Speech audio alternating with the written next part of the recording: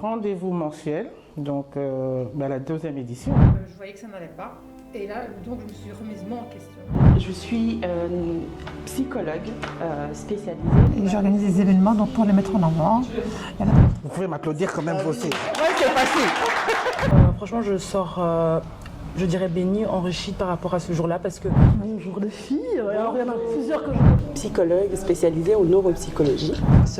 Depuis 2022, donc c'est une plateforme. Je viens ici plus en soutien à ma... On était déjà C'est vrai. C'était pas au nu. Parce qu'à un moment donné dans ma vie il y a eu... C'est normal, je suis ministre du Bonheur.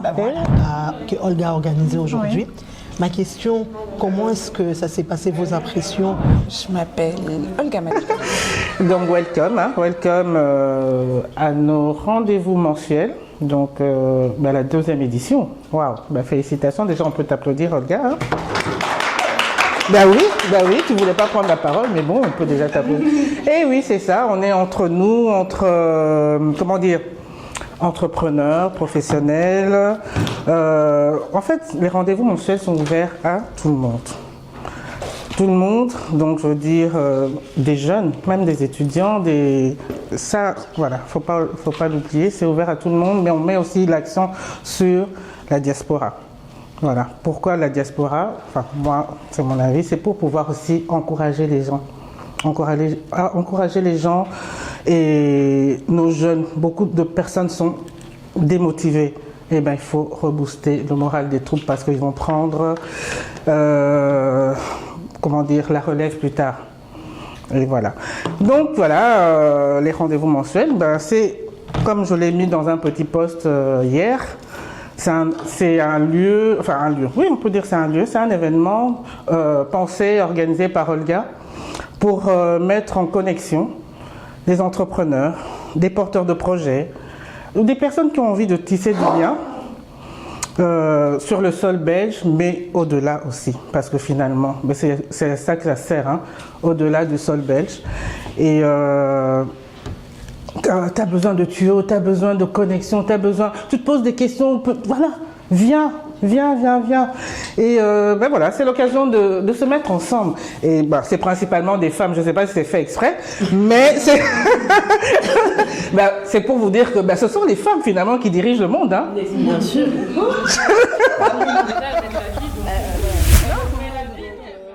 Ouais, pour pouvoir être bien, pour pouvoir l'utiliser, pour pouvoir bien travailler à l'école, travailler aussi au travail ou même chez soi.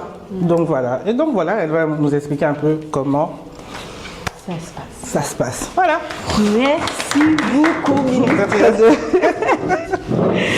Madame la ministre du Bonheur.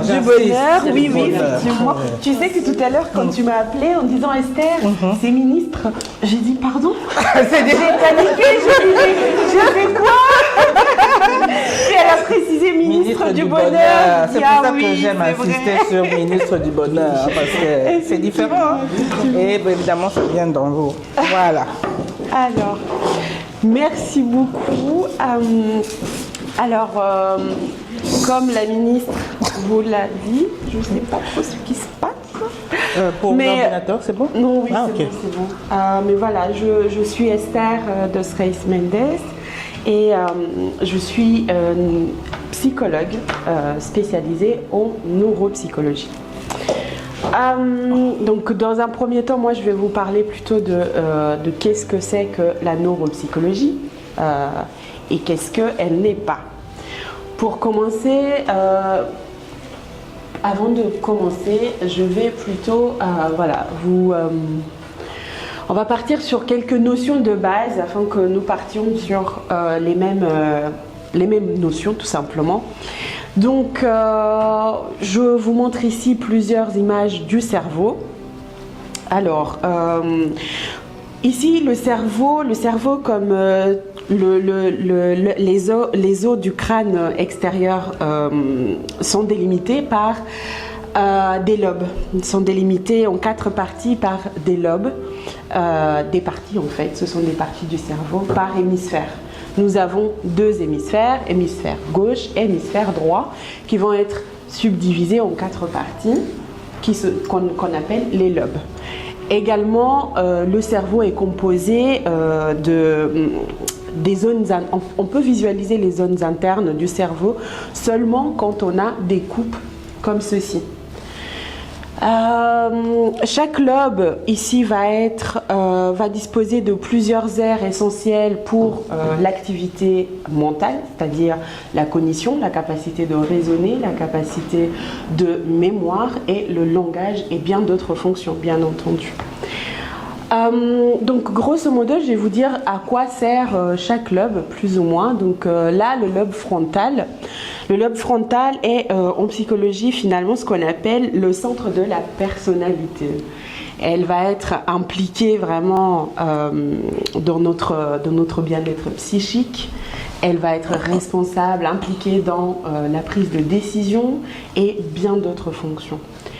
Le cortex, enfin ça c'est le cortex préfrontal. Le lobe temporal, lui, va être impliqué dans le traitement des sons, mais également dans le traitement du langage.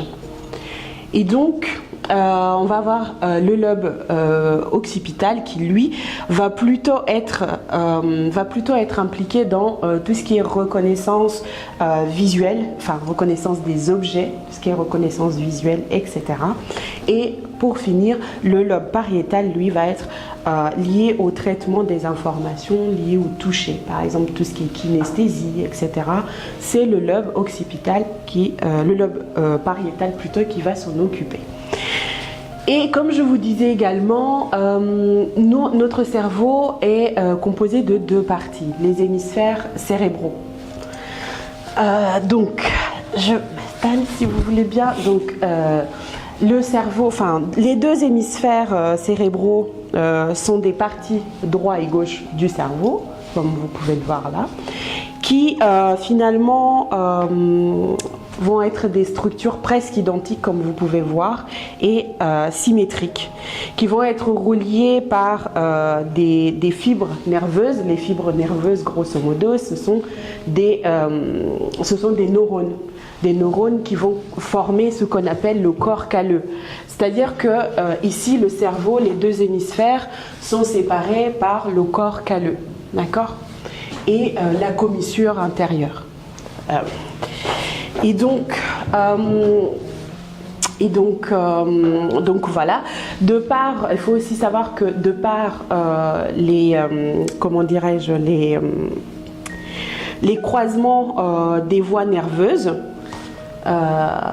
chaque hémisphère va contrôler, par exemple, la moitié opposée du corps. C'est-à-dire que, prenons l'exemple d'un AVC, d'une personne qui a eu un AVC et qui est touchée essentiellement au niveau de la partie gauche du cerveau. Alors, on va observer une hémiplégie, c'est-à-dire une paralysie partielle du côté droit. Pourquoi ? Parce que c'est l'hémisphère gauche qui va gérer tout ce qui est mouvement motrice du côté droit. Hop.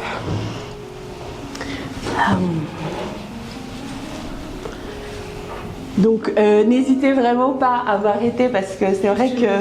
Oui. Vous venez de parler tout à l'heure en disant que quand on constate que les personnes ont une paralysie du côté droit, oui. C'est que la partie du côté gauche du cerveau qui gère le côté droit. Oui. C'est simplement parce qu'il ne peut pas gérer les deux en fait. Non, c'est vraiment parce que je ne sais pas si vous voyez comment fonctionnent plus ou moins les nerfs optiques, c'est-à-dire les yeux. Les informations que votre œil perçoit, que votre œil droit perçoit, sont traitées par votre œil gauche. C'est ce qu'on appelle les traitements contralatéraux. C'est ainsi qu'est fait le corps, tout simplement. Et le cerveau n'en fait pas exception en réalité.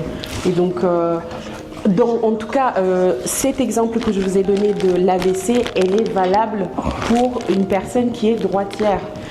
Parce qu'un droitier, son hémisphère qui est dominant, ça va être l'hémisphère droit. L'hémisphère gauche, pardon. Et ça sera l'inverse chez le gaucher. Est-ce que c'est clair? Oui, ça va. Ok. Je vous en prie. Alors, bon, on a dit ça, on a pas dit grand-chose et c'est beaucoup de termes médicaux qui sont un peu effrayants. Mais du coup, qu'est-ce que fait concrètement un neuropsychologue et une neuropsy? La neuropsychologie est une discipline de la psychologie. Vous connaissez tous la psychologie et la neurologie. La neurologie, finalement, c'est une discipline scientifique qui va être plus du côté médical, tandis que la neuropsychologie est une science sociale qui va finalement vraiment étudier le comportement humain, ainsi que les processus mentaux qui, quand je dis les processus mentaux, c'est-à-dire la manière dont la personne va raisonner, etc.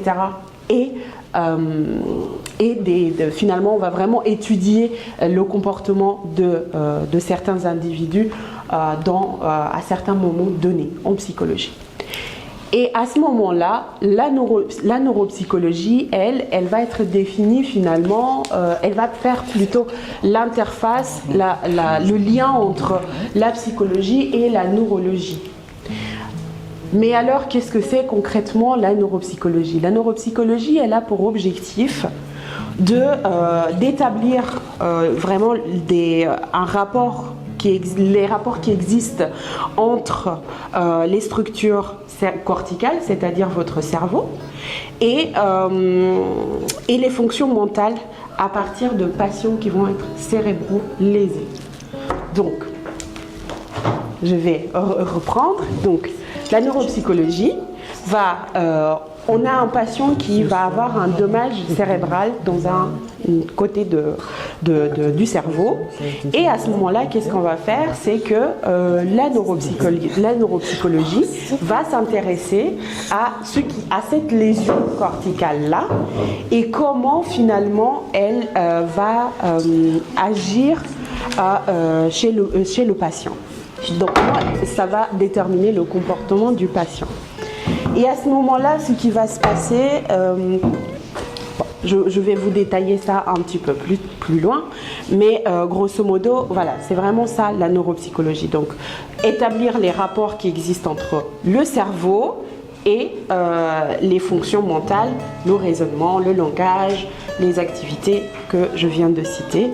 Et pour finir, on peut vraiment dire que la neuropsychologie, c'est une triple discipline. Pourquoi? Parce qu'elle est d'abord clinique en ce sens que le neuropsychologue, lorsqu'il reçoit un patient dans son cabinet, doit rééduquer les fonctions cognitives du patient qui est cérébro-lésé. Et deuxièmement, elle est neuroscientifique parce que le neuropsychologue doit être capable de comprendre le fonctionnement du cerveau. Et pour finir, la neuropsychologie, elle est également cognitive, puisque en tant que neuropsychologue, quand on est face à un patient qui est cérébro-lésé, on élabore des hypothèses pour pouvoir les tester aussi sur le patient. Donc, hop. Donc voilà.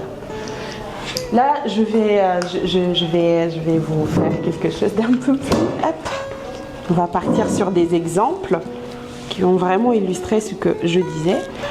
Donc concrètement, on va prendre un patient qui a eu un accident de la route, parce que ce sont souvent les accidents de la route qui causent les dommages cérébraux. Ce ne sont pas les seuls, bien entendu, mais voilà. Donc, un patient qui a eu un accident de la route, dont la partie gauche du cerveau est touchée.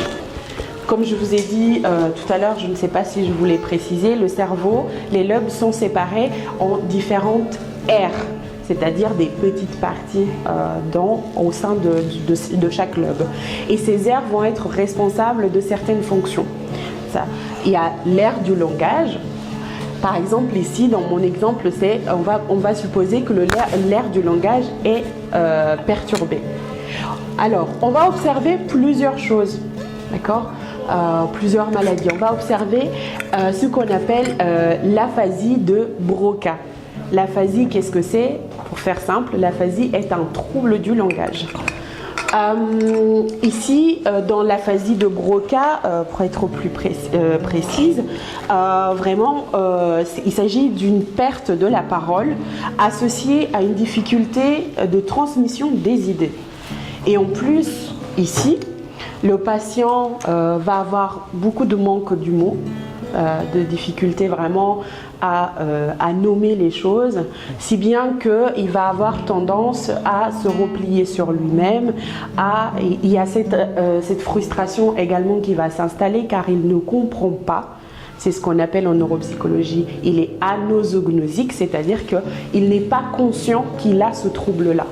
Mais en dépit du fait qu'il n'est pas conscient de son trouble, il comprend quand même relativement bien ce que les autres lui disent.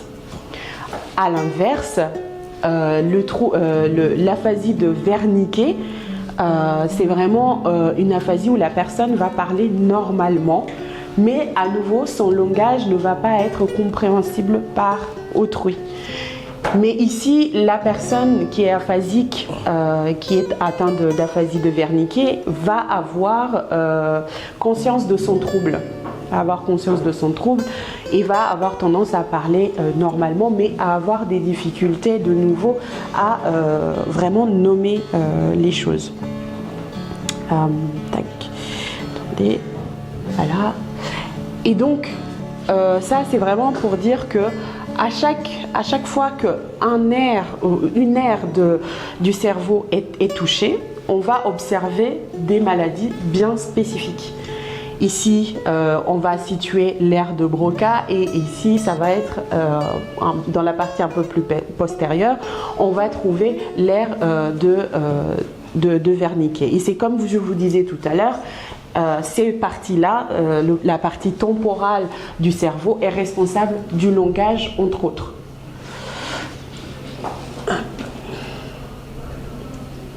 Allez.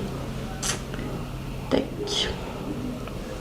Donc voilà, ah oui, cette partie, je voudrais, avant de passer à cette partie, je voudrais juste, voilà, vous demander aussi, vous poser quelques questions. Et on va observer également que à peu près les mêmes choses chez l'enfant, car l'enfant peut aussi souffrir de lésions cérébrales. Mais il faut savoir que tout au long de notre vie, le cerveau a une spécificité, c'est que le cerveau est plastique. Le cerveau est plastique dans la mesure où tout au long de notre vie, nous allons apprendre de nouvelles choses, etc., etc. Mais dans le cas de l'enfant, cette plasticité cérébrale, elle est vraiment à son paroxysme. Et donc, l'enfant qui va souffrir d'une lésion cérébrale va avoir tendance à récupérer beaucoup mieux qu'un adulte. Et en fait, qu'est-ce que ça veut dire ici? Ça veut dire que concrètement, les zones qui sont préservées vont remplacer les zones qui ont été touchées lors du traumatisme crânien. C'est ce que ça veut dire. Et je suis sûre que au moins, enfin vous tous, vous avez déjà entendu au moins une fois les maladies vraiment liées au cerveau dont on parle souvent. Est-ce que vous avez des idées à me donner de maladies qui sont assez connues, qui pourraient être traitées par... Oui, tout à fait, exactement. C'est d'ailleurs une des principales démences... C'est d'ailleurs la principale des démences dégénératives qui va vraiment être causée par une diminution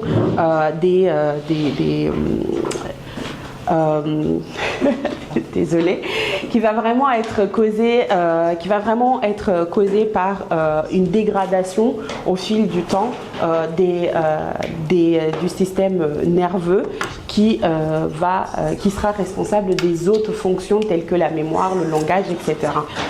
Donc, vous avez d'autres idées de maladies à me proposer? Chez les enfants, par exemple. Oui, la TDAH, exactement, le trouble déficitaire de l'attention avec ou sans hyperactivité. Est-ce que quelqu'un d'autre? Et tout à l'heure, vous avez parlé de la mère qui contrôle le langage. pour chez les enfants qui sont atteints de l'autisme, ça peut aussi être lié à ça. Comment? Les enfants qui sont liés à l'autisme. Oui. Ça peut être lié à ça. Alors, l'autisme va être quelque chose de totalement différent. L'autisme n'est pas une maladie en soi. On va parler d'une condition neurodéveloppementale. Pourquoi? Parce que l'enfant autiste, l'autisme c'est quelque chose qui va être déjà présent dès le ventre, enfin pendant la grossesse en fait. C'est-à-dire que l'enfant qui est autiste l'est déjà in vitro. Voyez. Donc ça va être vraiment une autre manière de voir le monde, une autre manière de percevoir les choses. Donc on ne va pas être dans un trouble en tant que tel. Mais oui, effectivement, l'autisme en fait aussi partie. On va aider aussi des enfants qui souffrent du spectre autistique. Il a aussi les personnes qui sont touchées par l'autisme. On va retrouver plus de garçons qui sont touchés par l'autisme que les filles. Et hop, vous avez une autre idée encore, d'autres idées pour des maladies maladies qui touchent au cerveau, les infirmières. On peut laisser les gens parler. Ah oui, vous avez raison. Mais uniquement chez l'enfant ou en général? En général, que ce soit enfant, adulte, Alzheimer. Par exemple, comment on appelle ça? C'est suite à l'abus d'alcool en fait. Oui, le syndrome de Korsakoff. Voilà, le Korsakoff, c'est ça. Le syndrome de Korsakoff, ça fait partie aussi d'une des démences, mais effectivement, comme elle le disait, c'est lié à l'abus de l'alcool. Et une maladie, par exemple, tout ce qui est, par exemple, par rapport à la drogue, aussi en dehors de l'alcool. Oui. Par exemple, la perte de mémoire avec certains. Oui, bien sûr, bien sûr. Avec le temps. Avec le temps. Alors, je ne vois pas concrètement là une maladie causée par la drogue. Ça va être plus. C'est vrai que la drogue peut causer beaucoup d'autres comorbidités pour une personne qui a déjà un terrain propice à un trouble psychologique. On va par exemple parler de la schizophrénie. Ça peut faciliter tout ça, d'accord? Mais effectivement, on a aussi, je suis sûre que vous allez vous dire, ah mais oui, c'est vrai, les HPI, vous connaissez? Mais oui, mon enfant a du mal à se concentrer à l'école, c'est parce qu'il est HPI. Donc vraiment, on parle beaucoup de ces maladies-là, on parle, oui, effectivement, de l'autisme. HPI, c'est... HPE aussi. HPE émotionnel, exactement. J'ai l'impression qu'avec les réseaux... J'ai l'impression que maintenant... Tout le monde est HPI avec les réseaux. J'ai l'impression que maintenant tout le monde est devenu HPI. S'auto-évalue, exactement. Aussi TDA. Tout le monde se diagnostique TDA. Moi, on me dit... j'ai une amie qui me dit, mais Divine, toi, t'es TDA, faut que tu te fasses diagnostiquer. En fait, c'est vrai oui, c'est TDAH avec ou sans, c'est-à-dire c'est trouble déficitaire de l'attention avec ou sans hyperactivité en fait. Que ce soit dans cette maladie, on va vraiment retrouver les deux pôles symptomatiques. On va d'abord avoir un tableau qui est vraiment au premier plan, c'est vraiment l'attention qui est déficitaire ici. Donc, pour les enfants, pour les enfants, on va vraiment avoir des enfants qui ont beaucoup de mal à faire leurs devoirs, à faire des tâches domestiques, etc., qui vont avoir beaucoup d'oubli, etc., etc. Et de l'autre côté, c'est vrai qu'on va aussi avoir, pour un adulte, pas envie de travailler aujourd'hui, quoi, hein, au travail. Donc c'est vraiment, ça se manifeste différemment selon qu'on est adulte ou enfant. Et puis il va y avoir le pôle d'hyperactivité, le pôle symptomatique hyperactivité et impulsivité. Et c'est vrai, Divine, désolée. Divine, c'est vraiment ce que tu disais dans ton exemple. On est vraiment ici, c'est-à-dire beaucoup d'agitation. La personne, elle est vraiment, elle est ultra dynamique. Et donc voilà. se retrouve vraiment là. Donc, pour parler vraiment de TDAH, il faut que les troubles, les difficultés d'attention ou d'impulsivité qu'on rencontre soient significatifs dans minimum 2 domaines de ta vie. Tu vois. C'est vrai que tout le monde aujourd'hui s'autodiagnostique TDAH, etc. Mais il faut vraiment que comment dirais-je, ces troubles-là t'handicapent dans au moins 2 domaines de ta vie. Oui, Olga, du TDAH, on ne diagnostique jamais un enfant avant un certain âge. C'est-à-dire qu'avant l'âge de 4 à 6 ans, on ne va pas diagnostiquer un enfant. Pourquoi ? Parce que l'hyperactivité ou et les difficultés attentionnelles sont des choses qui sont très caractéristiques du développement normal de l'enfant, finalement. Donc, à ce moment-là, mais oui, on ne peut pas se précipiter pour poser un diagnostic à un enfant. Ça doit se faire de manière bien réfléchie. Oui. Oui. Oui, parce que c'est par rapport à ce qu'il a dit. J'ai aussi cette même impression. Moi, mon petit frère, on lui a dit, parce qu'on est passé du Congo ici en Belgique. Quand on est arrivé en Belgique, il avait 3-4 ans. Il ne parlait pas. Il voulait plus parler. D'accord. Ok. Et donc il a dû voir la logopède. Oui. Et au début il avait vraiment beaucoup de mal à s'adapter au climat d'ici belge. Et les profs étaient là, non, il a vraiment des gros soucis, il doit aller dans une école spécialisée, il n'est pas fait pour cet enseignement-là, il a beaucoup de troubles. Et heureusement que mes parents se sont battus pour qu'il reste dans cet enseignement et qu'il continue la logopède. Parce que si on écoutait les profs, eux c'est directement un bien on sûr va le mettre dans une éducation exactement spécialisée. Alors que non, il a la capacité de continuer là où il est. Mais vous voyez, ça me fait penser notamment au fait que on va avoir tendance à poser un diagnostic beaucoup trop vite. Et parfois, quand on est blanc et qu'on n'a pas cette... on n'a pas cette réalité finalement de ce qu'est la communauté noire, parce que parfois un enfant comme ton frère qui est venu... C'est ça ? Le noir. Le noir. Excusez-moi. C'est un petit noir, voilà. Ça ? Ouais, c'est ça. Merci beaucoup. Au revoir.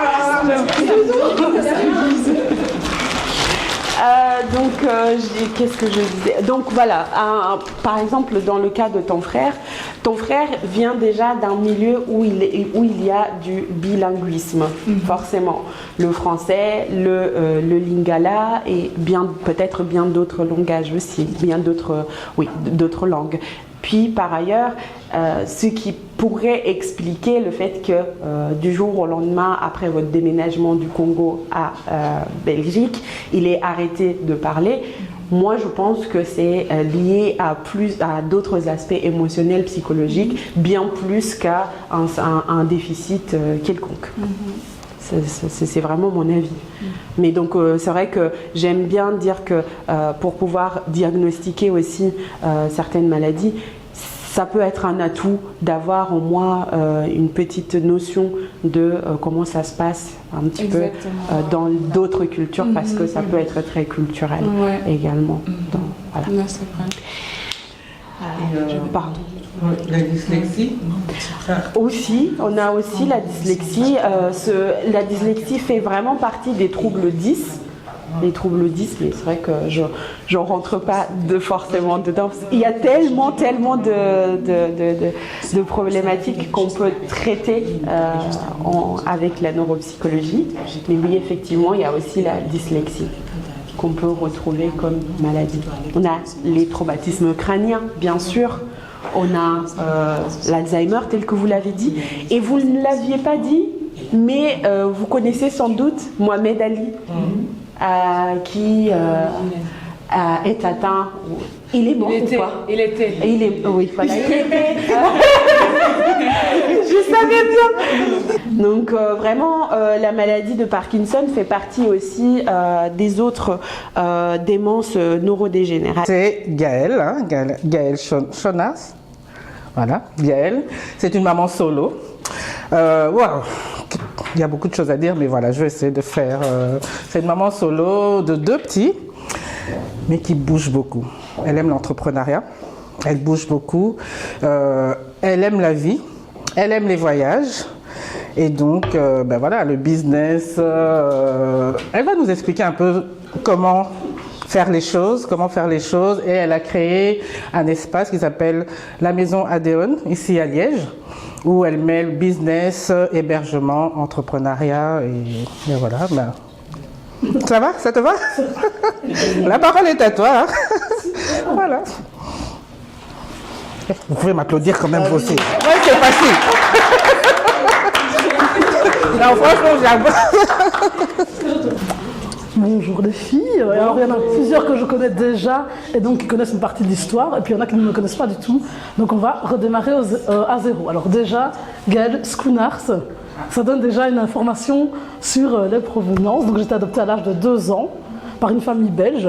Et alors je pense que je vais partager la petite photo qui vient juste derrière. Donc c'est pas très grave. Donc c'était une photo de classe où en fait j'étais la seule noire africaine dans l'école, parce que j'ai grandi à la campagne ici en Belgique, en Wallonie. Et donc pour moi l'Afrique se résumait à l'histoire de mes grands-parents adoptifs qui avaient vécu au Congo, comme pas mal de Belges ici dans la région, et donc je ne connaissais absolument rien de l'Afrique en dehors de leur propre histoire, parce qu'ils avaient des boys, ils connaissaient un peu la nourriture, ils allaient de temps en temps ici à la rue Léopold pour aller chercher d'Armoine, je ne sais pas si je prononce bien, parce que d'ailleurs finalement moi j'ai pas eu de culture africaine jusqu'à mes 18-19 ans en fait. Donc c'était pour un petit peu expliquer le contexte donc de Gaëlle Schoonars. Autrement, je me suis lancée dans l'entrepreneuriat il y a déjà quelques années. J'ai eu une brasserie dans les Ardennes belges, donc c'était de l'Oreca. Et puis j'ai fait ça pendant de nombreuses années. J'ai également travaillé dans des hôtels 5 étoiles, des plages privées, etc. Et puis il y a eu les enfants. Et avec les enfants, la séparation également, ça a suivi. Et donc je me suis dit, mais qu'est-ce que je fais ? Déjà de 1, je reviens en Belgique parce que dans tout mon cheminement, j'ai été vivre dans le sud de la France, à Bruxelles, etc. Et puis je me suis dit, est-ce que je ne reviendrai pas à Liège ? Déjà de 1, financièrement parlant, parce que les loyers sont beaucoup plus bas qu'à Bruxelles ou à Nice, parce que c'est là qu'on habitait. Et parce qu'il y avait quand même de la famille qui habitait ici dans la région.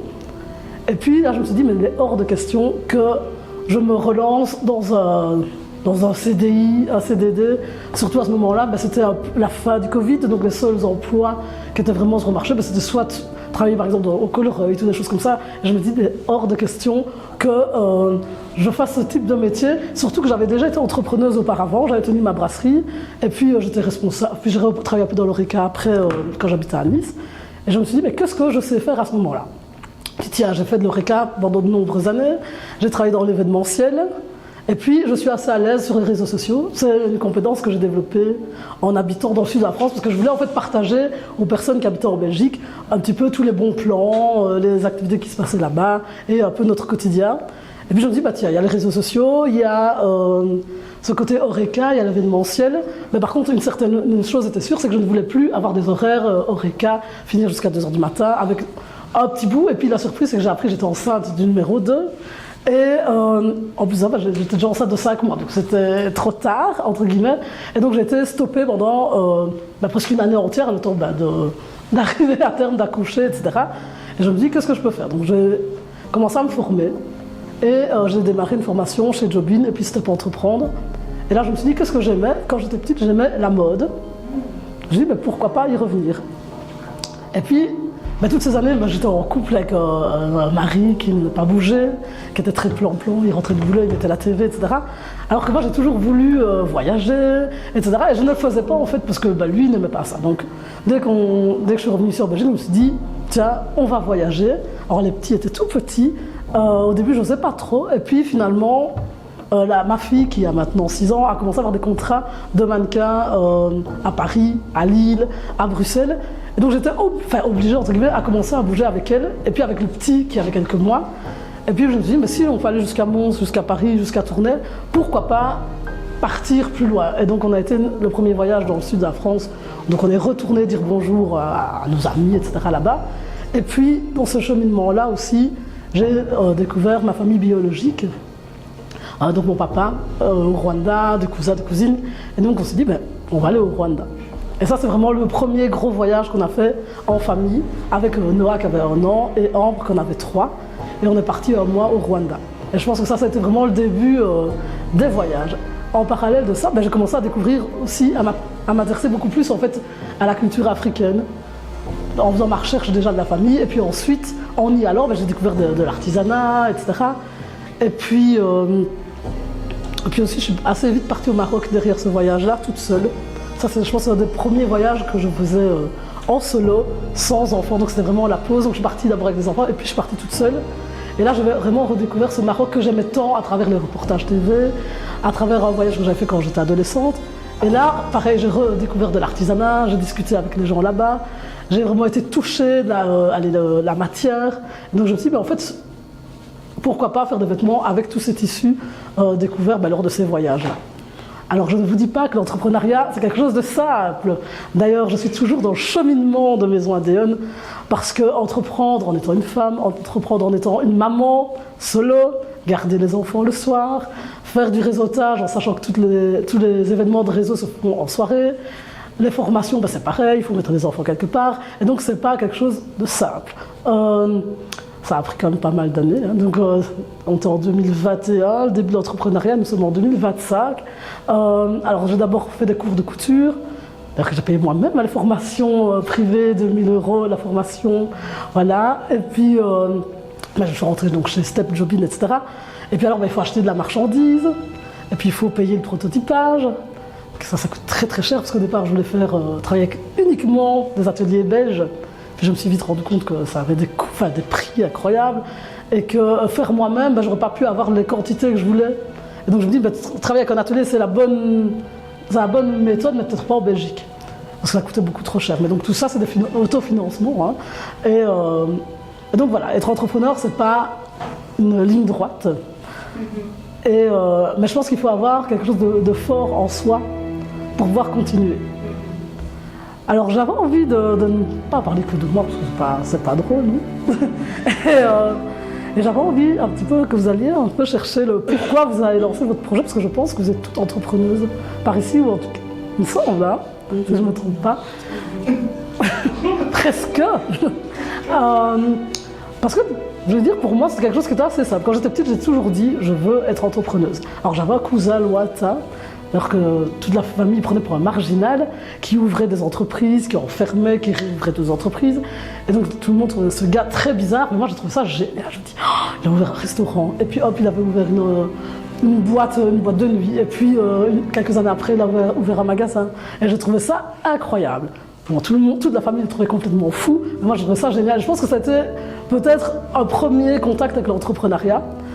Et puis ensuite, quand j'étais petite, je faisais des petits dessins avec des croquis, je me faisais des petits défilés de mode. Mais également, j'avais créé des petits hôtels. Et donc je faisais les plans avec un hôtel à la montagne, à la plage.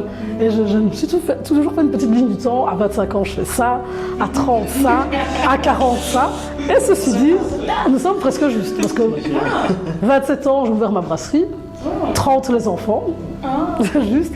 Et j'avais dit 40, je vais soit de vivre en Afrique ou en tout cas un projet immobilier en Afrique. Donc on est sur la bonne voie. Et j'ai envie d'aller chercher chez vous votre enfant en vous. Qu'est-ce qui vous animait enfant? Alors je vois que vous avez des bics et des stylos près de vous. Et je trouve que ça pourrait être intéressant d'aller chercher ça et le partager ou pas avec le reste de l'assemblée.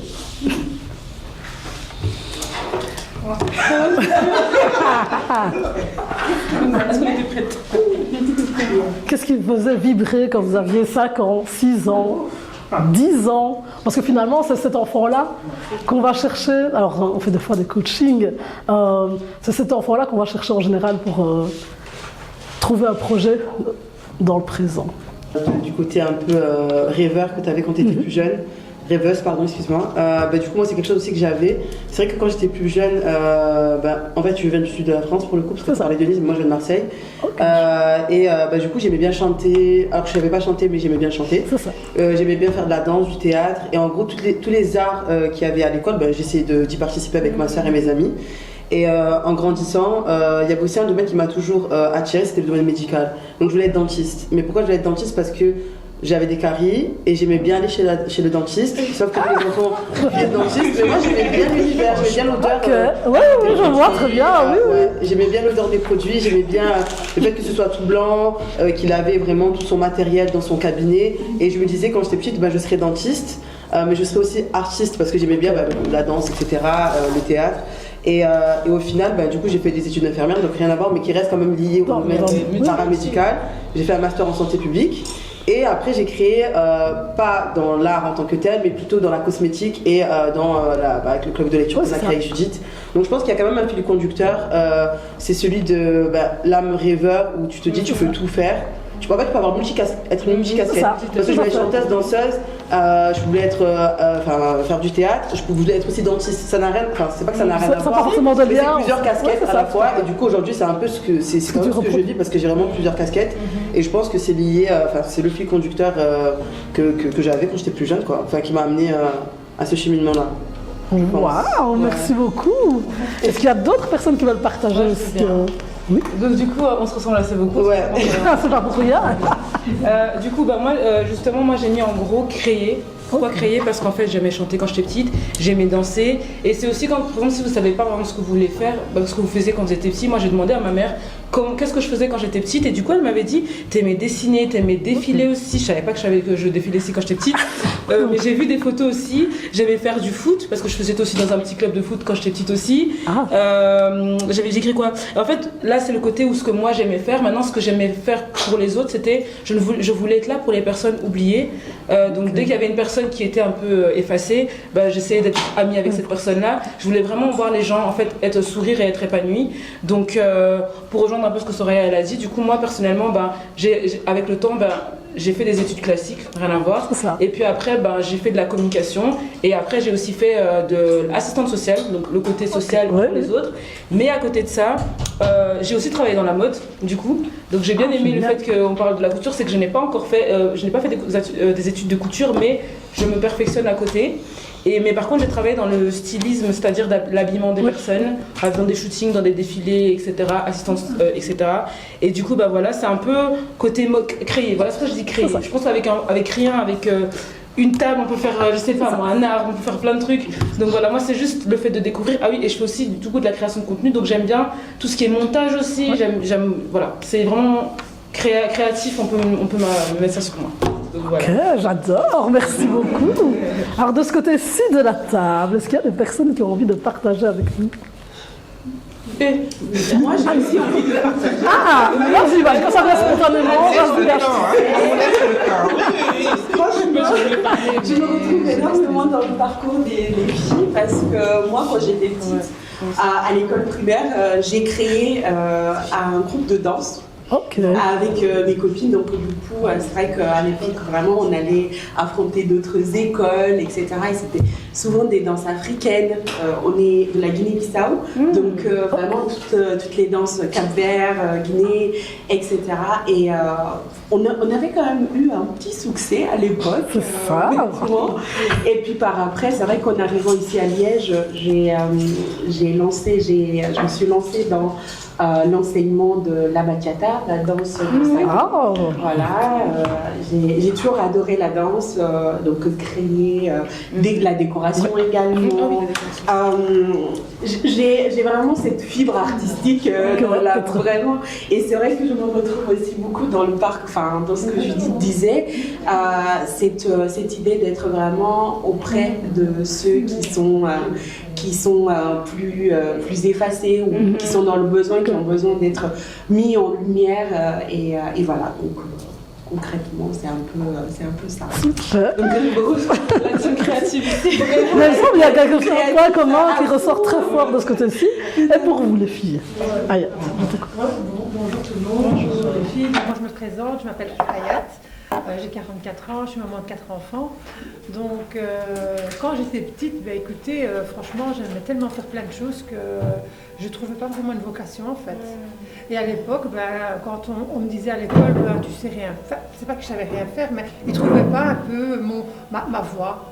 Et la voie, c'était suivre l'école générale, et puis après, tu verras bien ce que tu voudras faire. Donc, moi, je me suis vraiment cherchée, on va dire, jusqu'à mes 37 ans. Et j'ai toujours su en fait que j'étais un petit peu différente des autres parce que j'étais très curieuse, j'aimais beaucoup toucher à tout et j'ai compris qu'avec les années que c'était un grand potentiel et malheureusement c'est que dans notre culture on ne met pas ça en avant. Et voilà. C'est ça. Et donc qu'est-ce qui s'est passé, c'est que j'ai donc ma grande. Elle a plus ou moins le même parcours que moi. Puis moi, ce que j'ai voulu qu'elle fasse le parcours scolaire normal, comme on m'a toujours dit que c'était le chemin à suivre. Puis un jour, je voyais que ça n'allait pas. Et là, donc, je me suis remise en question. Et toute ma jeunesse et toute ma vie est revenue. Donc c'était vraiment tout un chamboulement. Et puis je me suis dit, écoute Hayat, il faut la laisser, faut lui faire confiance, la laisser faire un peu ce qu'elle veut. Mais comme elle était perdue, donc moi, j'aurais aimé qu'on m'aide quand j'étais plus jeune. Alors je me suis dit, je vais l'accompagner, je vais voir avec elle. Donc j'ai essayé de trouver des solutions avec elle. Puis je lui ai dit, écoute, il y a plein de choses, fais ça n'allait pas. Puis un jour, je lui ai dit, ça t'intéresserait de vendre, d'être entrepreneuse? Puis elle me dit, oui, pourquoi pas. Je lui ai dit, tu sais quoi, on va prendre la voiture, on va descendre à Aubervilliers. Je sais que là-bas, il y a des grossistes et on va aller chercher des stocks de fringues. Donc je pars avec elle comme ça, boum, on arrive là-bas, je connais rien, j'ai pris 2 nuits d'hôtel, on est resté, je suis revenue, la voiture chargée de marchandises. Je lui dis maintenant, tu vas vendre ça. Elle me dit, je vais vendre ça. Je dis, oui, tu vas vendre ça, tu as dit que tu voulais être entrepreneuse, tu vas vendre le stock. Mon mari n'a rien compris, personne n'a rien compris. On m'a dit, t'es dingue. Voilà. Donc moi, je suis bruxelloise de base, je suis ici depuis 13 ans. Et donc j'ai commencé à chercher des endroits pour me faire connaître, pour faire connaître ma fille, entre parenthèses. Et je l'accompagnais, donc on montait des stands dans des soirées women, un peu partout. Puis je trouvais que ça ne bougeait pas assez ici sur Liège. Et puis un jour, je me dis, pourquoi toujours chercher que attendre que les autres fassent? On va le faire nous-mêmes. Donc téléphone, je prends quelques salles, j'ouvre, allez hop, je lance le flyer, j'ouvre un salon pour entrepreneuses, femmes. Et c'était le moment pour faire découvrir la collection. Et là, subitement, il y a énormément de demandes. Et les gens me contactaient plus pour des events que pour les fringues. Et en fait, je me suis ouverte des portes. Je me suis dit, il y a quelque chose qui vient, laisse-le venir. Et à chaque fois que c'était une réussite, mais à chaque fois je rajoutais un event là. Ça fait 1 année, je suis à mon 5e événement. Et voilà, c'est comme ça que j'ai rencontré Fadwa et que j'ai rencontré j'ai rencontré aussi Olga et plein de gens. Et je suis vraiment épanouie dans ce que je fais. Et je crois que quand on aime ce qu'on fait et qu'on vibre en fait, et on attire des gens vers nous qui... parce que moi je suis ici, je suis pas ici pour eux. Je suis certaine que c'est pas une coïncidence. Tu étais entrepreneuse avant, pas du tout? Non, mais j'ai toujours été meneuse, parce que je suis d'une famille de 4 enfants, je suis l'aînée, et j'ai eu des responsabilités très jeunes. Je crois que c'est tout ça en fait. Et donc voilà. Wow, merci beaucoup.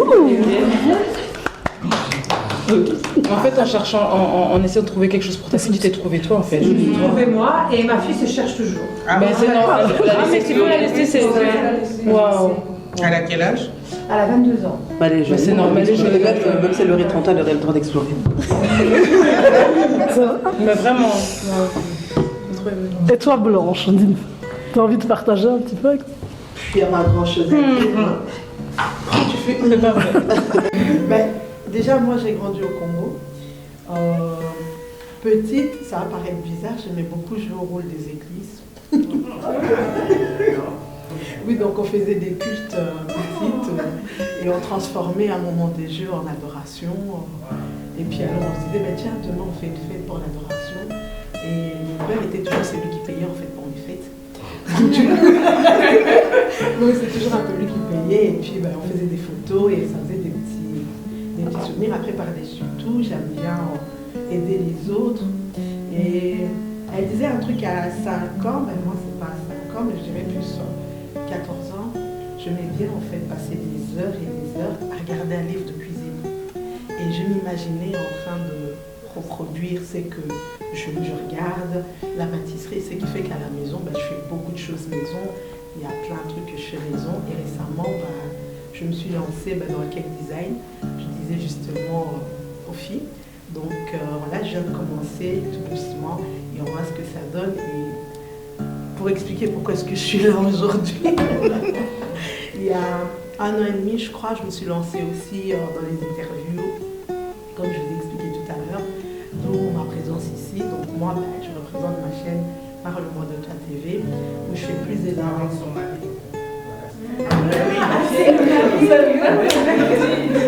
Mais enfin, elle parle d'elle. Mais oui, c'est ça, quoi. C'est moi la journaliste. Tu laisses la lumière sur madame. Et donc, voilà, donc comme j'ai expliqué aux filles, j'aime beaucoup ça, c'est quelque chose que j'ai découvert.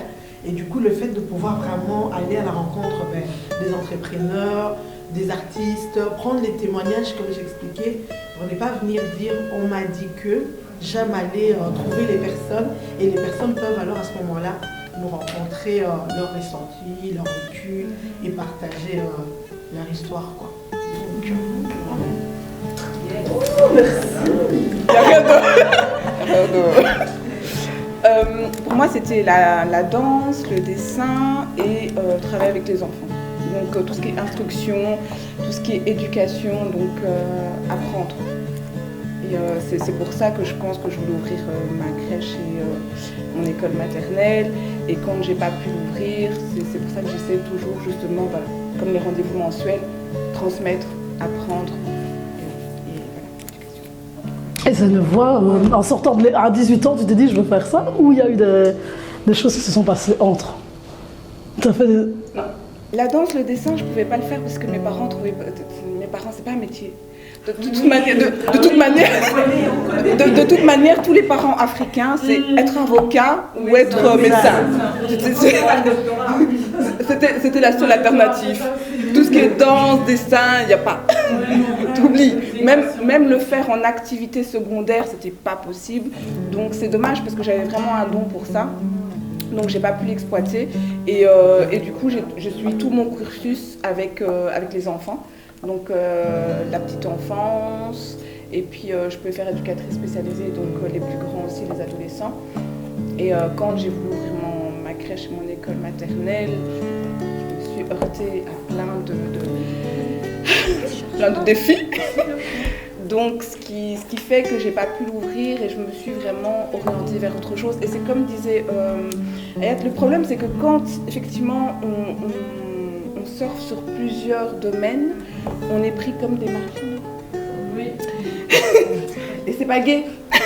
Parce que pour nous, c'est nous restreindre à l'essence même de ce qu'on est, des créatrices. Donc, et on peut être bon dans chaque domaine. Donc c'est pour ça que là, j'ai lancé Art African Excellent Cities qui met en avant les artistes. Mais voilà, du coup, ça vient de mon côté artistique. Le dessin. Là, au niveau des enfants, il y a les rendez-vous mensuels et tout ce que je mets en avant aussi au niveau de Art African Excellent Cities vient de mon côté artistique. Le dessin. Là, au niveau des enfants, il y a les rendez-vous mensuels et tout ce que je mets en avant aussi au niveau de Art African Excellent Cities parce qu'on va toucher aussi les écoles de Liège. Donc je pense que tout est relié et les choses qu'on a quand on est enfant, ce qu'on veut, les désirs qu'on a, de toute façon, se reflètent quand on grandit. En tout cas, quand on en prend conscience et quand on se laisse aller, oui, c'est surtout ça, quand on en prend conscience et qu'on se laisse aller, parce que sinon, voilà, ça crée énormément de frustration et je pense que c'est pour ça qu'il y en a beaucoup qui ont fait justement des cours généraux et des choses comme ça et qui sont retournés vers l'agriculture, la boulangerie, le travail de la terre et des mains. Et je pense que c'est ça, on est bâtisseur et on est créateur. Et je pense que c'est important justement en tant qu'humain, même si on met le côté cérébral, de mettre aussi ce côté-là artistique. Donc voilà. Merci beaucoup Olga. Alors, il y avait une dernière personne qui voulait intervenir, Divine. Ah, maintenant, Les deux. C'est bien. Bonjour à toutes, moi je m'appelle Fadoua, j'ai 35 ans, je suis liégeoise. Et moi j'ai eu plutôt un parcours classique. Donc j'étais enfant, j'étais très studieuse, j'étais créative aussi et timide. Et donc en fait mon parcours ça a été que je suis issue d'une famille d'entrepreneurs où mon grand-père au Maroc était chef du village. Et donc du coup j'ai toujours vu ma mère s'occuper des business de mon grand-père, etc. Et qui était très active, etc. Donc moi j'ai grandi comme ça. J'ai grandi, je suis la petite de la famille. J'ai vu mon grand frère aussi avoir un parcours d'entrepreneur, qui était très studieux aussi à l'université. Et donc du coup j'ai un peu suivi le move. Donc j'ai eu un parcours classique, j'ai étudié la finance parce que je voulais comprendre un peu le système de comment fonctionnent les business, etc. Donc j'ai étudié la finance et j'avais toujours ce côté créatif parce que j'aimais beaucoup dessiner, faire des bricolages quand j'étais jeune. Et donc pendant 10 ans, de mes 18 ans jusqu'à mes 28 ans, j'ai eu une activité complémentaire où je créais des robes marocaines. Je créais des robes marocaines, je les vendais, je les louais et mon côté geek a fait que via les réseaux sociaux, j'ai lancé mon propre site de vente en ligne et je vendais en Europe. Et tout ça, je l'ai fait en parallèle de mon travail dans la finance. Parce qu'actuellement, maintenant, j'ai 12 ans d'expérience dans la finance, dans des grandes entreprises à Liège ou en banque. Et quand, vous l'avez tout dit, maman solo, etc., quand j'ai allié donc, mon travail à temps plein avec cette activité complémentaire, on n'avait pas vraiment les bonnes méthodes, etc., qui fait qu'après 10 ans, j'ai fait un burn-out. J'étais épuisée. Et là, donc, c'est à ce moment-là que j'ai fait une pause. J'ai dit, je dois faire une pause, je ne sais plus où j'en suis dans ma vie. Et quand j'ai fait cette pause, je suis restée très longtemps sans entreprendre. Et donc là, l'envie d'entreprendre me revient. Et ça fait un petit temps que sur Instagram, j'ai une communauté où je partage mon quotidien de corporate girl, bancaire.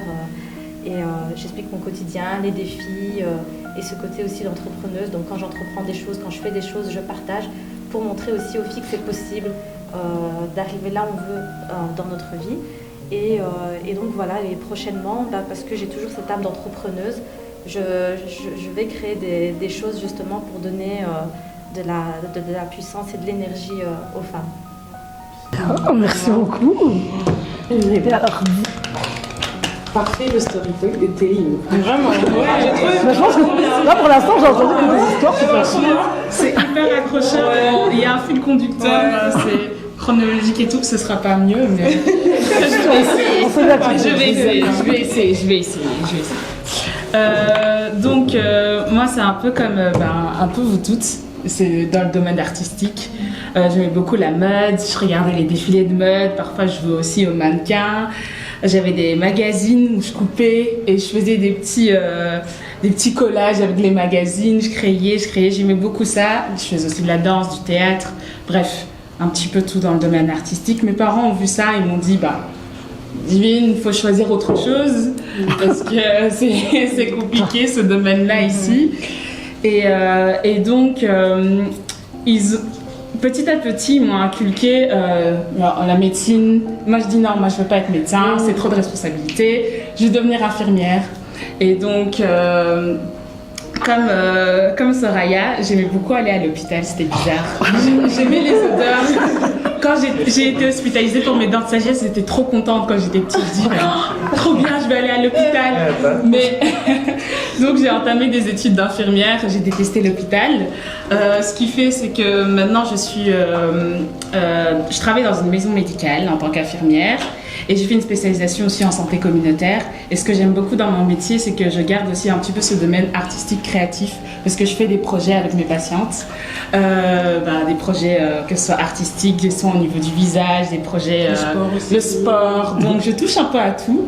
Ça, j'aime beaucoup ça, c'est ce qui me permet de rester épanouie. Et à côté de ça, ça fait bientôt 2 ans que j'ai créé une plateforme qui s'appelle Bookton Event Afro où je centralise les événements afro de Belgique. Et donc, oui, c'est ça. Oui, c'est ça. Et donc, c'est ce que j'aime beaucoup aussi de mettre en avant, les différentes expertises afro qui sont entreprises ici en Belgique. Et j'ai créé aussi cette page parce que j'aimais bien aussi aller dans ces différents événements qui touchaient un petit peu à tout. Et du coup, je me suis dit, en fait, les gens doivent faire ça. Donc, c'est pour ça que j'ai créé cette plateforme. Et je travaille aussi avec mon associé qui est en vacances au soleil, mais qui va bientôt revenir. Donc, voilà.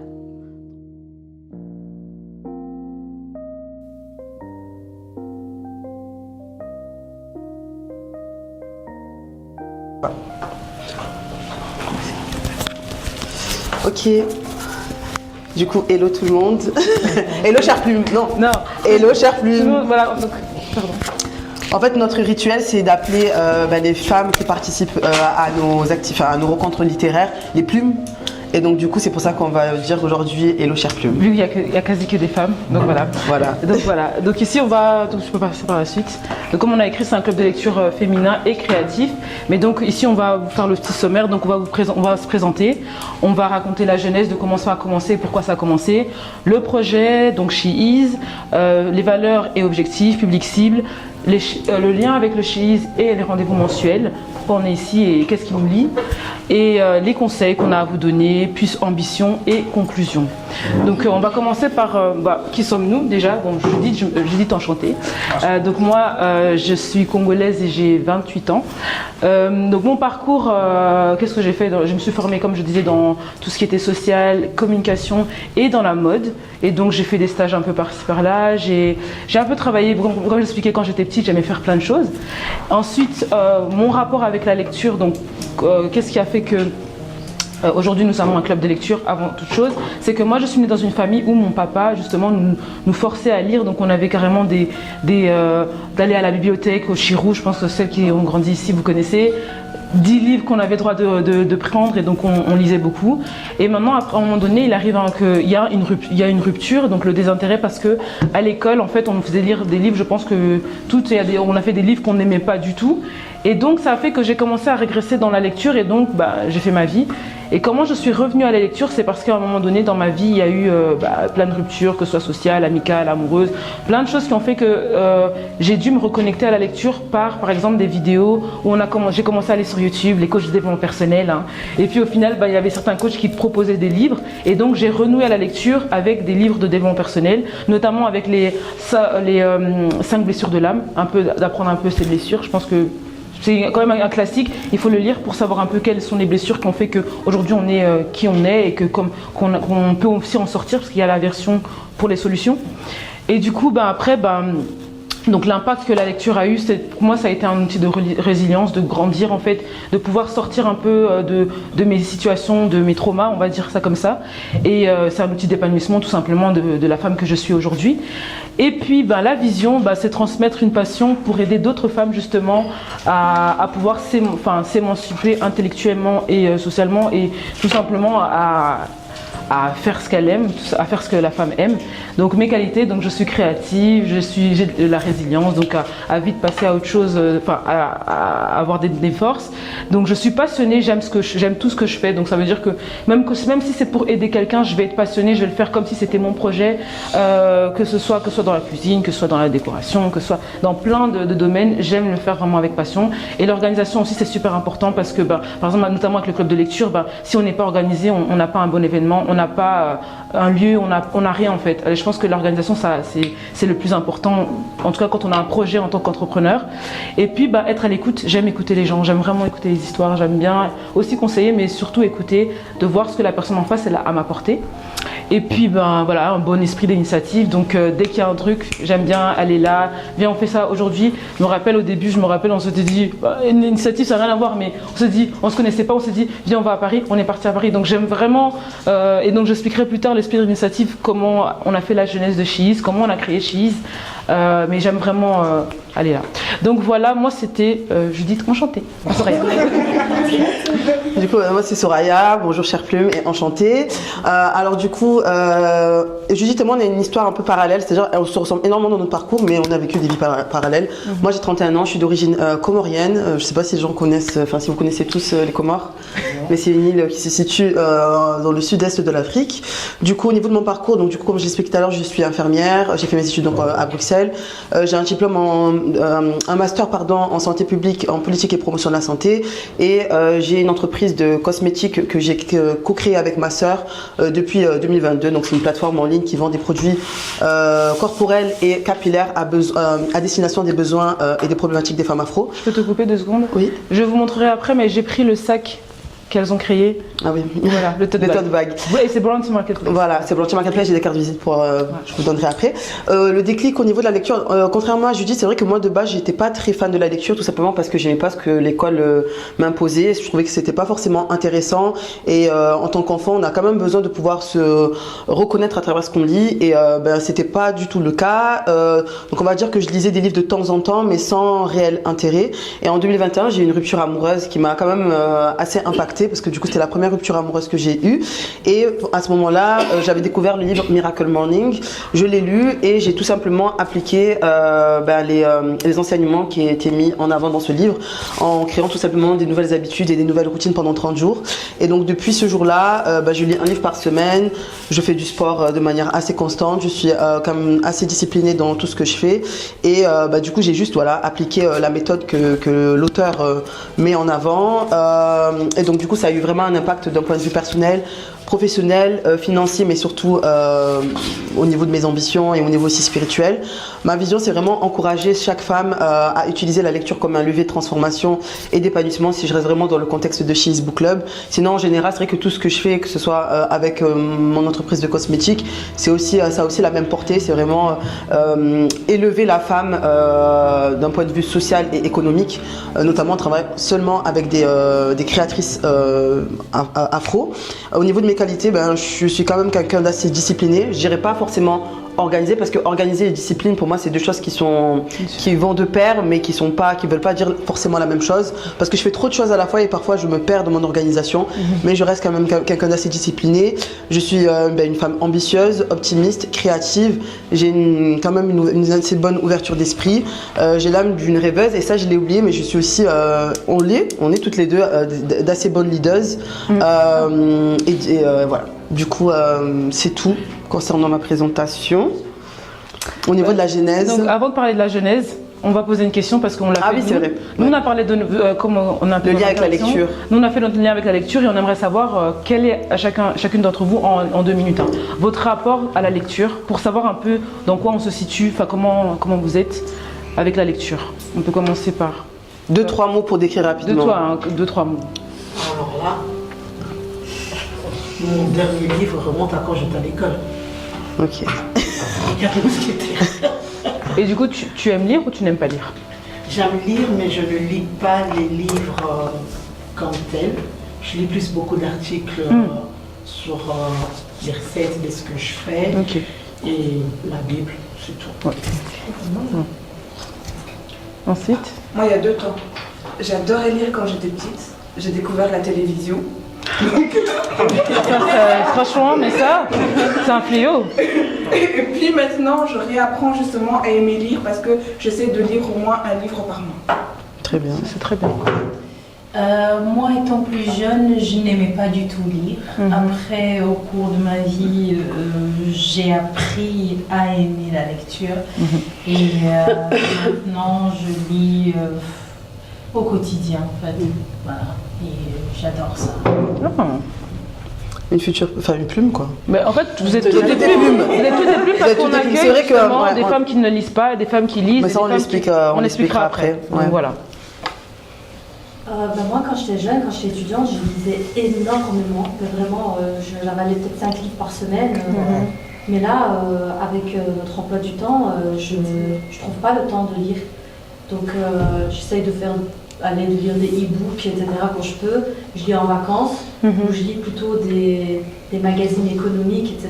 Mais tout ce qui est livre, à proprement dit, non. Donc, c'est vraiment une chouette initiative. Merci. Merci. Non, moi, je ne lis pas. Je ne lis presque pas. Peut-être parce que j'ai un problème de concentration. J'essaye, mais j'arrive pas à capter l'attention. Moi aussi j'ai un problème. Des animations, des trucs. Et les livres audio, tu as essayé ou ça te parle pas? Toi que j'en ai entendu parler, que j'aimerais.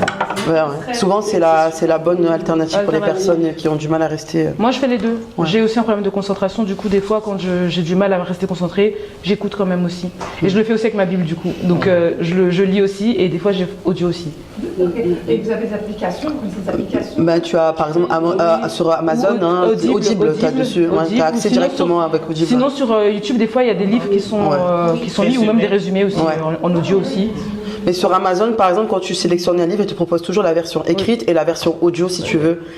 Ouais. Et tu peux même tester gratuitement parce que sur Audible, tu as toujours, je crois que tu as 1 mois d'abonnement gratuit pour tester et voir si vraiment ça te parle ou pas du tout. Ouais. Moi, je suis sur Get Abstract en fait. C'est une application qui fait des résumés de livres. Ah, c'est trop bien. Du temps. Ah bah oui. Bah voilà. Mais surtout, ça peut être bien si tu as déjà lu le livre et si tu as envie de te réapproprier la thématique, de pouvoir réécouter le résumé. Si tu n'as pas envie de lire tout le livre, bah, tu lis le résumé et tu regardes si ça te plaît en fait. Bien sûr. Get Abstract. Ouais, je connaissais pas. Bon, Divine, on va quand même t'écouter, même si on a l'habitude avec toi. Elle vient à nos rendez-vous. Ouais. Je viens au rendez-vous. À chaque fois, je me dis oui, je suis motivée, je veux lire. Mais je trouve pas le temps en fait. C'est vraiment ça. Avant, je lisais et j'aimais bien lire. Mais avec tout ce que j'ai à faire là actuellement, je trouve pas le temps. Pourtant, je sais que ça pourrait vraiment me faire du bien.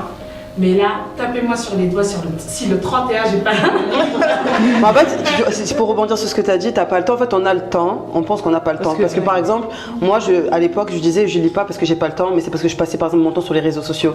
Et vu que maintenant, je passe plus de temps sur les réseaux sociaux, j'ai remplacé mon temps de scrollage là par de la lecture. Avant de dormir, au lieu d'être sur mon téléphone, moi je touche pas mon téléphone avant de dormir, je prends mon livre et je m'endors avec. Quand je me réveille, je prends pas mon téléphone, je prends mon livre. Et en fait, c'est vraiment des petites, ça peut être 10 minutes, 20 minutes dans le bus, dans le métro, enfin, tu vois, 10 et 20 minutes par jour de temps en temps, enfin, même pas de temps en temps, mais sur 24 heures, t'as au moins 30 minutes pour toi. Je suis désolée. C'est vrai, c'est moi peut-être qui est mal formulé, je ne trouve pas le temps. C'est ça en fait, ouais, je ne trouve pas le temps.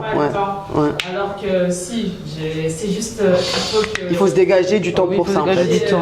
C'est priorité aussi, oui, une discipline. Et elle est très bien passée pour parler parce qu'elle a vraiment une vie à 100 à l'heure. Enfin, c'est ça. Et donc, des fois, je me demande comment elle fait pour lire un livre par semaine alors que une 24 heures, c'est pas assez pour elle. Tu vois, donc c'est possible, mais c'est comme tu dis, il faut trouver se trouver le temps. En plus, ça va t'aider peut-être. Ça va, surtout que oui, ça va t'aider. Ça va t'aider d'office. Je crois que je l'ai pris aujourd'hui, je suis même pas sûre. Alors moi, je fais appel au chiron, parce que quand j'étais toute petite, mes grands-parents habitaient ailleurs, et donc je passais ma vie au chiron dans les livres, etc., en toutes sortes. Et puis après, il y a eu l'adolescence, etc. Et ça s'est complètement perdu. Et puis, t'as adulte, les enfants, machin, des trucs... On va dire que le temps réservé à soi est très court. Donc c'est pas forcément la lecture. Quand premier, c'est par exemple, si un peu de temps libre, ça allait faire du sport, etc. Et puis j'ai commencé à m'intéresser au développement personnel. Et c'est là, pareil que toi, j'ai commencé à me remettre à la lecture. De fait, j'ai peu de temps. Donc par exemple, Miracle Morning, j'ai fait en audio. Et quand je pars en voyage, ça, je prends la brique et c'est un peu l'activité du voyage. Vu qu'il n'y a pas de TV, etc. Mais ça, à ce moment-là, je lis. Super. Alors, moi, j'ai toujours lu au cours de ma vie. Mais avant, à l'adolescence, je me passionnais vraiment pour tout ce qui est roman pour adolescents. Vous voyez un peu les Hunger Games, etc. Tous ces sagas-là avec mes copines. Donc j'aimais beaucoup les romans et c'est vrai qu'en grandissant, à l'âge adulte, j'ai commencé à ressentir ce besoin de connaître mon identité en tant que femme africaine. Qu'est-ce que finalement disent les écrivains, qu'est-ce que je me réapproprier finalement mon histoire et j'y arrive petit à petit vraiment à travers les livres que je découvre, des livres qui vont parler vraiment de la réalité de la femme africaine et je l'utilise vraiment comme une thérapie à l'heure actuelle et ça faisait longtemps, mon Dieu, que je cherchais des groupes de filles, des groupes de lecture. On n'a pas fini. La semaine prochaine, on a notre événement. Étiquette. Non, mais vraiment, je ferai. Voilà. La prochaine. Comme elle a dit Aliette, on n'est pas là au hasard. Au hasard. Mais voilà. Totalement.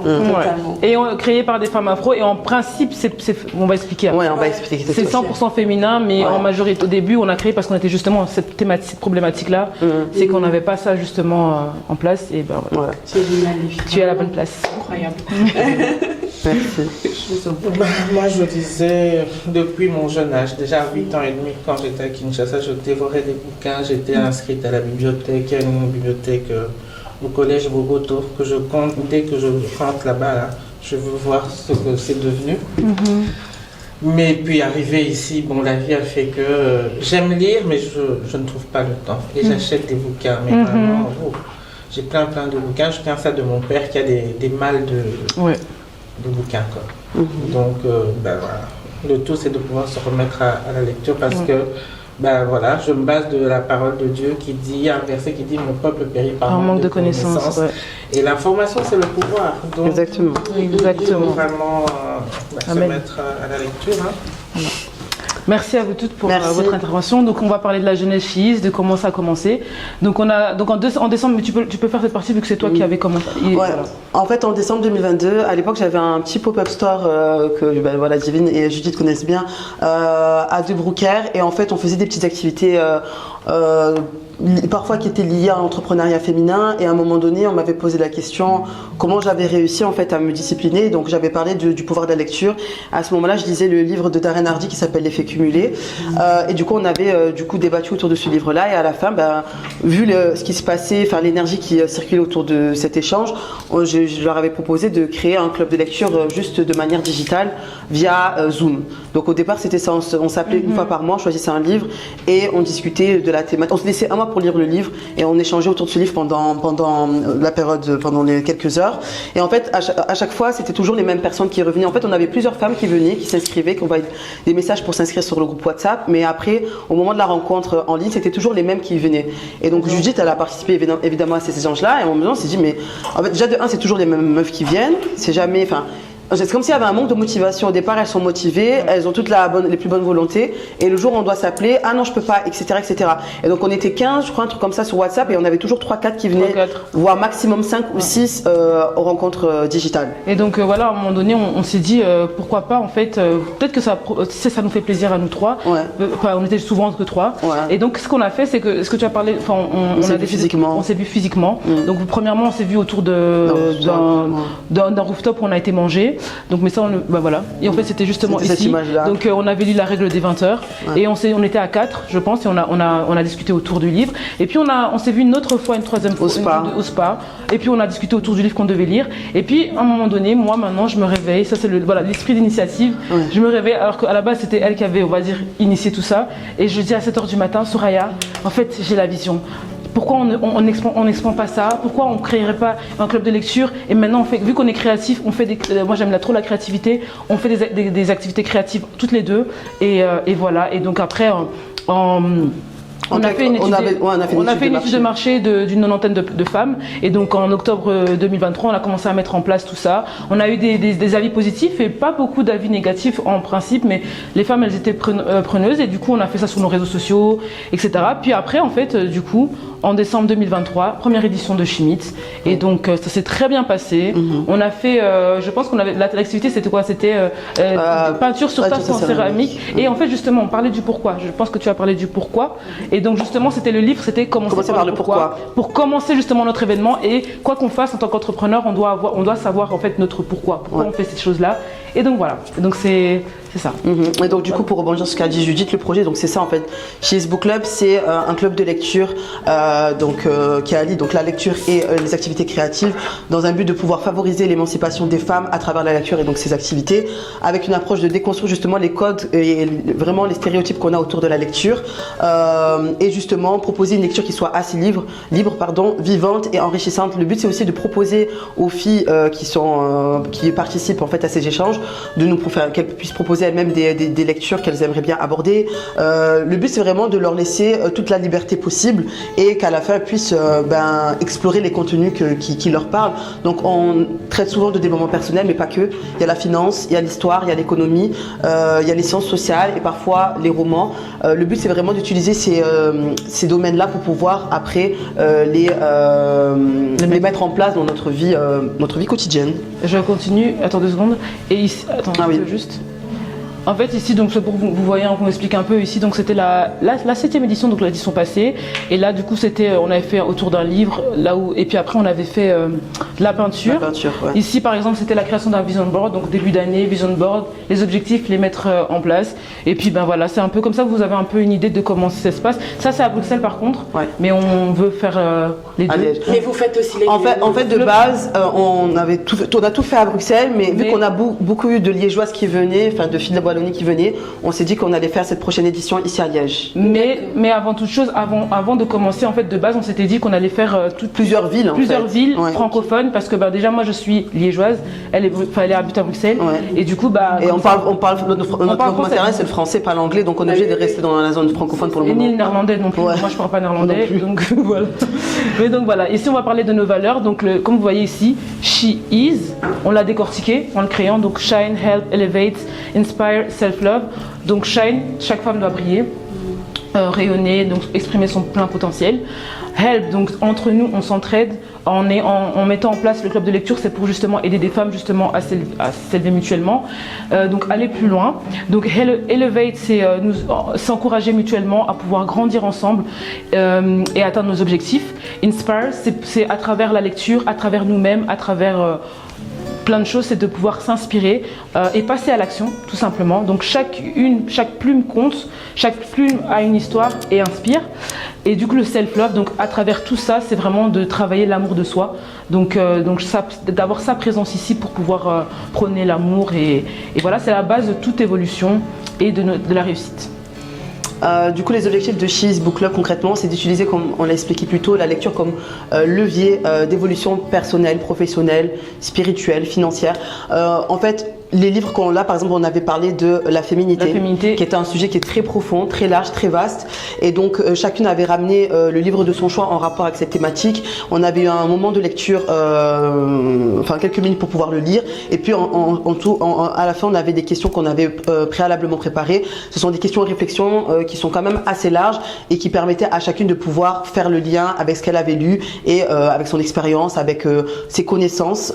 Donc, le but, c'est vraiment d'apprendre des lectures puissantes, que ce soit, comme on l'a expliqué, en développement personnel, finance, histoire, sciences sociales, de pouvoir échanger dans un cadre safe, sain, surtout bienveillant, pouvoir partager ses idées et donc son vécu. Il y a aussi l'innovation. Le but, c'est vraiment, comme on l'a expliqué tout à l'heure, Judith, c'est qu'on n'avait pas trouvé de club de lecture qui alliait le côté lecture et le côté créatif, ou surtout des clubs de lecture qui avaient vraiment pour objectif d'impacter les femmes. Donc le but, c'était aussi ça, et agir en intégrant justement toutes ces lectures-là dans notre vie via des défis, mais aussi des activités qui vont être originales et créatives. Donc le public cible, donc c'est pour les femmes âgées de 18 ans à 50 ans. Donc on a déjà fait des événements où on avait peut-être une femme, même pas que 50 ans. Même on dit 50 ans, on mais dit 50 ans, 60 ans de venir. Non, tu veux venir. Non mais on a en fait c'était voilà, il fallait mettre une cible quoi. On a dû mettre une cible parce que on peut mettre 18 ans jusqu'à. Oui, la dernière personne qu'on avait vue par exemple, elle avait 50 ans du coup, mais en soi c'est vraiment pour toutes les femmes. Pourquoi 18 ans? Parce qu'on veut quand même que ce soit des femmes et des petites, celles qui sont à devenir des femmes. On pourrait faire pour les enfants, mais non, là on a vraiment décidé que c'est quand on veut commencer à grandir, comment nous on s'est senti à une certaine période de notre vie. Et donc c'est pour n'importe quelle femme qui décide d'intégrer le club de lecture afin d'influencer positivement le choix de la vie. Donc vraiment nous, notre approche, c'est vraiment d'encourager chaque femme à explorer de nouvelles expériences, donc sortir de sa zone de confort à travers des activités créatives et voilà, de progresser, d'atteindre ses objectifs, et voilà. Ensuite, donc pour celles qui souhaitent, donc justement on parlait des personnes qui lisaient avant ou qui ne lisaient, enfin, qui ne le lisent pas, on veut que ça permette à certaines femmes de pouvoir renouer avec la lecture. Donc comme moi j'ai renoué avec la lecture, comme Soraya elle a pu développer son amour pour la lecture. Et voilà, donc c'est open à tout le monde parce que même celles qui n'aiment pas, on veut leur montrer que c'est possible d'intégrer, pas comme que ce soit une corvée, mais que ça peut nous permettre justement d'atteindre nos objectifs par la lecture. Et surtout, il y a beaucoup de bienfaits. Développer le vocabulaire, c'est une activité comme une autre. Au lieu de, par exemple, je sais pas, regarder la télé, tu lis ton livre.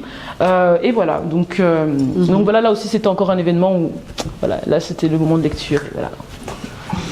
Du coup, quel est le lien concrètement entre She's et les rendez-vous mensuels?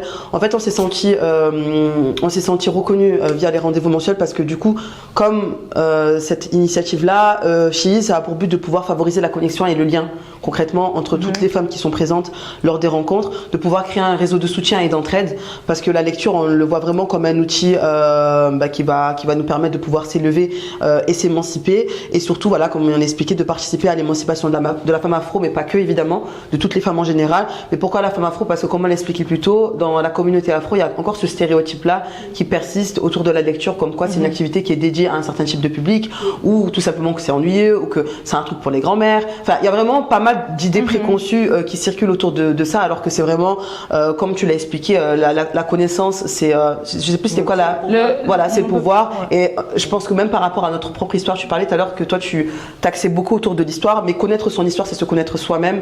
Et tout simplement, le temps que tu peux consacrer à regarder, je sais pas moi, une série sur Netflix, tu peux le prendre pour pouvoir lire un livre sur sur l'histoire de ton pays et comprendre aussi les enjeux actuels et mieux te comprendre aussi et mieux te retrouver également.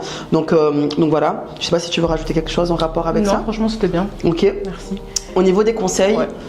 Donc voilà, pourquoi lire? C'est pour se reconnecter, comme elle l'a dit justement avant, reconnecter à soi-même. Donc que ce soit dans le développement personnel, dans le financier, enfin un peu en tout, même roman, juste pour s'évader aussi. Donc voilà, faire de la lecture un rituel de bien-être parce que ça permet aussi de pouvoir en fait son cerveau. Faut savoir que dans la lecture, on a fait quelques analyses, etc. Faut savoir que son cerveau quand il lit, il est concentré sur une chose. Pour des personnes qui ont justement un manque de concentration comme moi, en fait ça permet de rester focus sur qu'une seule chose et de vraiment s'évader de tout ce qu'il y a autour, au lieu qu'il y ait la musique à côté, la télé à côté, etc. Là, c'est vraiment mon moment, moi-même, mon rituel bien-être, vraiment avec moi-même. Donc, un autre conseil aussi, c'est de noter ce qu'on apprend. Par exemple, ce que j'aime bien, par exemple, c'est d'avoir un petit carnet à côté. Avec, par exemple, si on parle du développement personnel, on sait que, par exemple, il est écrit vas-y, il faut se lever à 5h du matin pour quelque chose. On le note et on sait que, voilà, au moins, c'est un pas de plus vers ses objectifs. En plus. Juste pardon pour rebondir sur ce qu'elle a dit Judith, si vous n'aimez pas noter à chaque moment, parce que moi c'est quelque chose par exemple que je n'aime pas faire, mais je fais comme ce que tu as dit tout à l'heure, c'est le fait d'avoir un résumé à la fin. Donc soit je demande à ChatGPT de me résumer le livre, soit je cherche sur internet et à la fin je garde vraiment les résumés par exemple sur Notion et après à ce moment-là je fais le lien avec ce que j'aimerais appliquer dans ma vie ou tout simplement ça me permet aussi des fois de revenir sur sans pour autant reprendre le livre et le recommencer à zéro, mais vraiment me réapproprier la thématique. Donc ça aussi ça peut être bien. Et pour les tips de la concentration, parfois lire même seulement 10 minutes, ça te permet de rester concentré juste pendant ce timing-là et après arrêter, faire autre chose. Donc on parle de la lecture, mais par exemple un bête exemple pour manger, par exemple, c'est aussi la même chose. Ça veut dire qu'on nous donne beaucoup des conseils de ne pas regarder la télé en mangeant parce que tu n'es pas concentré sur ta nourriture, tu t'es concentré sur autre chose. Et c'est ça que c'est vrai que le problème de concentration c'est très compliqué, mais c'est possible de pouvoir travailler là-dessus. Finalement, le conseil numéro 4, c'est vraiment de partager et échanger autour de la lecture. C'est pourquoi que She's Book Club est là, c'est justement d'avoir un club de lecture pour pouvoir partager nos lectures et pouvoir justement s'aider mutuellement. Et chaque rendez-vous est différent. Ça veut dire qu'on peut avoir un rendez-vous, comme on disait tout à l'heure, émotif. On peut avoir un rendez-vous un peu foufou. Tu avais participé à ce jour-là. Chaque événement est singulier vraiment. Et voilà, c'est pour ça que justement, le conseil, c'est de rentrer dans un club de lecture qui va vous permettre justement de pouvoir vous donner des deadlines, des limites aussi, parce que c'est ça aussi, je pense que Divine, par exemple, le fait qu'il y avait ce club de lecture là, tu t'es dit que au moins même lire 5 pages, ou au moins donner, parce qu'il y a des filles qui ne lisaient pas par exemple, et que rien qu'en venant au club de lecture, ça lui a permis d'ouvrir, d'acheter son livre. et de pouvoir commencer à le lire et nous faire un retour. Voilà, j'ai commencé à le lire. Donc c'est les échanges autour. Et ça, on n'a pas dit, mais je vais revenir là-dessus. C'est que le club de lecture, c'est pas pour que des personnes qui le lisent. Ça veut dire que nous, on fournit des résumés. Ça veut dire que on n'est pas obligé. Il n'y a pas d'obligation de lecture. Donc ça veut dire que celles qui veulent se challenger peuvent lire, mais celles qui ne veulent pas lire, on fait des résumés et des questions et réflexions vastes autour du livre, certes, mais autour de la thématique. Si c'est par exemple la thématique du développement personnel, on va poser des questions qui regroupent les livres et la vie en général pour que tout le monde ait l'opportunité de participer. Donc voilà. Du coup, nos ambitions, concrètement, à Judith et à moi, c'est dans 3 à 5 ans devenir un réseau de référence pour les femmes en quête de transformation, évidemment, offrir un espace pour pouvoir déconstruire ces croyances limitantes et développer et nourrir un mindset fort, renforcer justement l'indépendance financière, intellectuelle, sociale des femmes, structurer justement les SBL. D'ailleurs, on vient enfin de pouvoir déposer le nom She's il y a quelques semaines, donc du coup, là, c'est vraiment, juridiquement parlant, c'est acté, quoi, c'est une SBL, et atteindre d'autres villes, parce que tout à l'heure, tu demandais si on le faisait qu'à Bruxelles, mais évidemment on le fait cette fois-ci à Liège, mais on aimerait bien pouvoir toucher un peu à toutes les villes francophones de la Belgique et pourquoi pas peut-être même à l'étranger, proposer des formats variés. Donc on fait des ateliers, mais on a déjà fait aussi une retraite immersive en novembre passé qui a été certes difficile au niveau de l'organisation, mais qui à la fin c'est plutôt bien passé. Et faire aussi du mentorat et créer des partenariats solides avec des experts engagés. Par exemple, si demain on traite du sujet du développement personnel, peut-être de l'indépendance financière, peut-être te faire intervenir pour que tu puisses donner un atelier autour de la finance. Et en fait, c'est vraiment créer des contacts en fait et un réseautage entre nous. J'ai 2 points à rajouter. Donc premier point, c'est donc retraite immersive. Pourquoi on a créé une retraite? Parce qu'en fait, lors d'un événement, il faut savoir qu'il y en avait une qui avait dit mais en fait, je veux que ça continue. Je veux pas que ça s'arrête juste à aujourd'hui. Parce qu'à chaque fois qu'on se retrouve, on fait 4 dépasse l'heure, 14h à 18h. Donc on fait 4 heures, mais on dépasse parce qu'en fait, les échanges, on a envie d'aller plus loin, on a envie de, je sais pas, on est bien. Voilà. C'est ce que les filles disent. On est bien. Et du coup, on s'est dit, pour rigoler, on s'est dit, venez, on fait une soirée pyjama. Et puis en fait, non, on s'est dit, en fait non, pourquoi pas une retraite? Et donc voilà, c'est pour ça qu'on avait créé la retraite, pour justement en longueur faire des activités créatives, discuter entre femmes et voilà. Et du coup, le deuxième point, donc partenariat engagé. Pourquoi je voulais parler de ça? Non, je sais plus. Je viendrai après. Ok. Voilà, la conclusion. Donc pour comprendre et s'ancrer, comme tu parlais que tu voulais venir, et j'espère que vous pouvez toutes venir, notre prochain événement se déroulera le samedi 31 mai. Samedi prochain. Donc on appelle là les She-Meets parce que elles se rencontrent. En fait, on fait, chaque fois c'est She quelque chose. Par exemple, la retraite c'est She-Vasion, elle s'évade. She-Meets, elle se rencontre. She à chaque fois quelque chose parce qu'on elle est, on est. Et du coup, voilà, donc le thème c'est le développement personnel. Et ça se trouvera au quai des Tanneurs numéro 8, 4020 Liège. Nos réseaux, donc on a she's.bookclub et notre adresse mail info@she'sbookclub.com. Et donc le livre c'est Miracle Morning, justement celui qu'elle a commencé avec, et franchement c'est une référence. Vous allez voir. Et même si vous l'avez déjà lu, relisez-le, ou même juste un résumé. Au pire, venez comme vous êtes, parce qu'en fait, quand il arrive, on va faire un résumé et on va discuter de la méthode. Et donc l'activité créative, c'est la personnalisation d'un miroir, parce que on va un peu se reconnecter à soi-même justement. Et le fait de créer son miroir, va permettre que tous les jours on va se regarder, mais c'est moi qui l'ai créé, c'est moi, et se regarder et se donner de l'amour. Et voilà, donc rejoignez-nous pour semer les graines de votre transformation. Et si vous avez des questions, on est là. Merci. Et merci de votre écoute. Merci à Golga de nous avoir invités. Et merci à nous. Merci à toi d'être là. Merci.